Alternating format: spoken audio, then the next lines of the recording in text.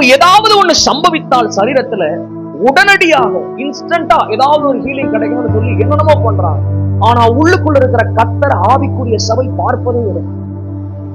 நான் சொல்றேன், மருந்து மாத்திரைகள் தருகிற அந்த ஹீலிங்லாம் ஒரு ஹீலிங்கே கிடையாது. அது இன்னைக்கு குணப்படுத்தினால் அடுத்த நாள் காலையில் உனக்கு மறுபடியும் வந்துடும். ஆனால் தேவன் குணப்படுத்தினா அது உன்னிடத்தில் வரவே வராது. அல்லேலூயா.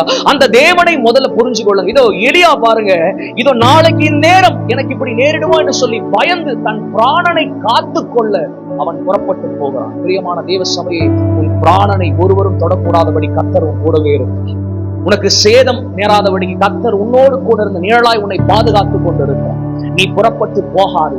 உன் சுய சித்தத்தாலும் உன் சுய தீர்மானத்தாலும் நீ எங்கேயும் புறப்பட்டு போகாது. கர்த்தர் உன் கூடவே இருக்கிறார். சொல்லுங்க, கர்த்தர் என் கூட இருக்கிறார். கர்த்தர் எனக்குள் இருக்கிறார். கர்த்தர் எனக்குள் இருக்கிறார். அவர் நீடித்த நாட்களாய் என்னை திருப்தி ஆக்குவார்.